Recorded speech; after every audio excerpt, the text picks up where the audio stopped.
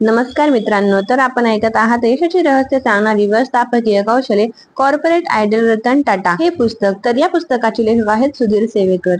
मागील व्हिडिओमध्ये आपण चॅप्टर क्रमांक 13 वाचला होता, तर या व्हिडिओमध्ये आपण चॅप्टर क्रमांक 14 वाचू. चॅप्टर क्रमांक 14 संशोधन आणि ज्ञान प्रसार. टाटा उद्योग समूहाच्या संस्थापकापासून ते नंतर या उद्योग समूहाची धुरा यशस्वीपणे वाहणाऱ्या सर्व वरिष्ठांना शिक्षण क्षेत्राविषयी नेहमीच आस्था वाटते. प्रगतीचा परिवर्तनाचा एकच मूलमंत्र असतो आणि तो म्हणजे शिक्षण. यावर या उद्योग समूहाची अढळ निष्ठा आहे. त्यामुळे ज्ञानी गुणवानांची कदर करणे, सन्मान करणे, संशोधन आणि ज्ञानदान कार्यात भरीव मदत करणे याची परंपरा या उद्योग समूहाला लाभलेली आहे. इथे उदाहरण म्हणून केवळ काही संस्थांबाबत सूत्ररूपाने माहिती दिली आहे. इंडियन इन्स्टिट्यूट ऑफ सायन्स स्थापना इसवी सन 1909 मध्ये. आज बंगळुरात 450हून अधिक एकर क्षेत्रफळावर ही संस्था पसरलेली आहे. या संस्थेत 450हून अधिक गुरुजन प्राध्यापक काम करतात. संस्थेचे 41 विभाग व संशोधन केंद्रे आहेत. विद्यार्थ्यांची संख्या 2500च्या घरात आहे. विज्ञान व अभियांत्रिकी विद्याशाखेची देशातील एक महत्त्वपूर्ण प्रतिष्ठित संस्था आहे. या संस्थेचा भर संशोधनावर आहे. देशातील शेकडो विद्यापीठे, अन्य शैक्षणिक संस्था वगैरेतून संशोधन करण्याचे प्रसिद्ध होणारे एकूण शोधनिबंध संशोधन प्रकल्पांच्या सुमारे 10% शोधनिबंध हे एकट्या या संस्थेचे असतात. संस्थेने super computing education centre, nano science centre, centre for ultrafast laser applications यांसारखी प्रगत विषयांची केंद्रे सुरू केलेली आहेत. संस्थेकडे संशोधन कार्यासाठी आवश्यक त्या अद्ययावत सेवा सुविधा, प्रयोगशाळा, उपकरणे, साधनसामुग्री आहे. राष्ट्रीय धोरणानुसार विज्ञान तंत्रज्ञान क्षेत्रासाठीचे जे अग्रक्रमाचे विषय आहेत त्यांवर संस्थेचे संशोधक प्राधान्याने काम करतात. त्यानुसार अंतराळ संशोधन, जैवतंत्रज्ञान, पर्यावरण व वनसंवर्धन अशा अनेक क्षेत्रांत संस्थेचे मौलिक कार्य चालू असते. त्याचप्रमाणे खाजगी उद्योग क्षेत्रे, कारखाने, प्रयोगशाळा, संशोधन कंपन्या इत्यादींशीही संस्थेचा नियमित संपर्क असतो. संस्थेचा एकूण कारभार व तिचे योगदान खरोखरच अमूल्य आहे.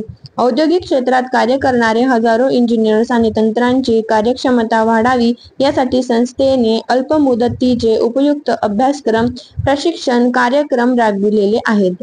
देशातील विज्ञान तंत्रज्ञान क्षेत्रातील टॅलेंटेड युवक युवतींना टाटा इन्स्टिट्यूट ऑफ सायन्समध्ये काम करायला मिळणे हा मोठा गौरव वाटतो. Tata institute of social science स्थापना इसवी सन 1936 मध्ये. विद्यापीठ अनुदान आयोगाने 1964 मध्ये या संस्थेला विद्यापीठाचा दर्जा दिला. संस्थेचे मूळ नाव sir Dorabji Tata graduate school of social work असे होते. सामाजिक शास्त्राचा अभ्यास, संशोधन, सामाजिक कल्याण, अध्यापन ही संस्थेची ठळक उद्दिष्टे आहेत. सामाजिक कार्य विषयक अनेक अभ्यासक्रम संस्था चालवते.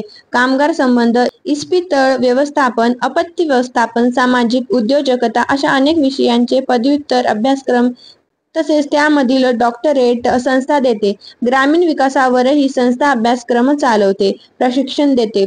समाजातील दुर्बल घटक, महिला, अपंग आदींवरही संस्थेत काम चालते. संस्थेचे सामाजिक कार्य व विविध उपक्रम देशभर चालविले जातात.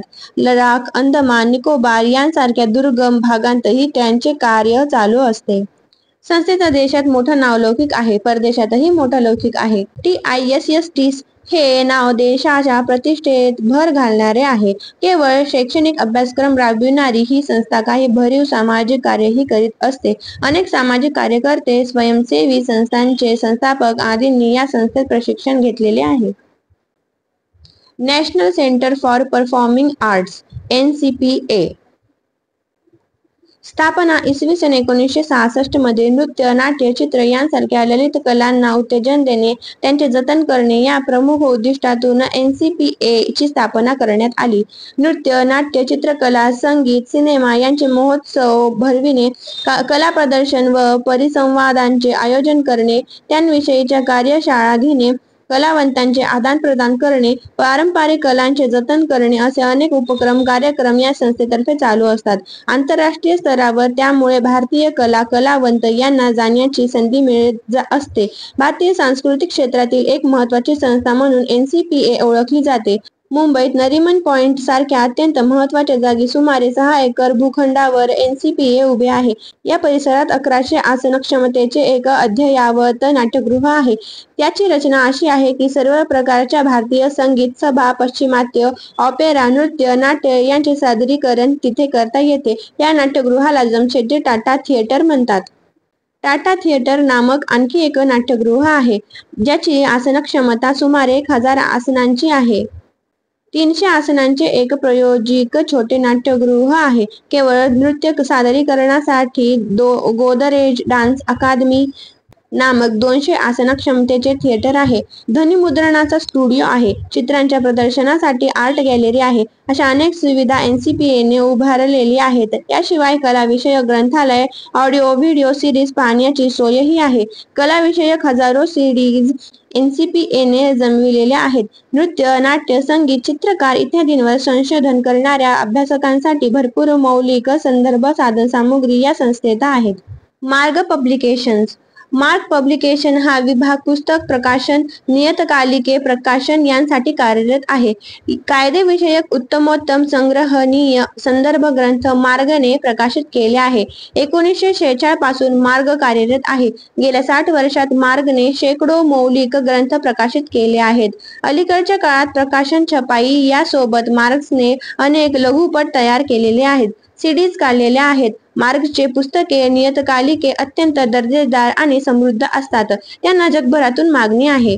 अशा प्रकारे केवळ व्यापार, उद्योग, कारखानदारीपुरतेच टाटाने स्वतःला सीमित ठेवलेले नाही. समाजाचा वा देशाचा विकास म्हणजे केवळ आर्थिक वा भौतिक विकास नव्हे. त्याच्या जोडीला कला, क्रीडा, सांस्कृतिक कार्य, सामाजिक कार्य, साहित्य असे सगळेच विकसित झाले पाहिजे, समृद्ध झाले पाहिजे. तरच तो परिपूर्ण विकास म्हणता येईल. जीवन सुंदर व समृद्ध करण्यासाठी आर्थिक सुबत्तेसोबत या सगळ्या गोष्टीही विकसित होणे गरजेचे आहे, याची जाणीव टाटांना आहे. म्हणूनच ते अनेक क्षेत्रांत आपल्या संस्थांच्या माध्यमातून कार्य करीत असतात, मौलिक भर घालत असतात. टाटा उद्योग समूह हा म्हणूनच देशाचे भूषण मानला जातो. तर मित्रांनो, हे चॅप्टर येथे संपूर्ण झाले आहे. पुढील चॅप्टर ऐकण्यासाठी माझ्या चॅनलला जरूर लाईक, शेअर आणि सबस्क्राईब करा. आणि मित्रांनो, क्रमांकानुसार चॅप्टर ऐकण्यासाठी माझ्या चॅनलवरील रतन टाटा या प्लेलिस्टला जरूर व्हिजिट करा. धन्यवाद.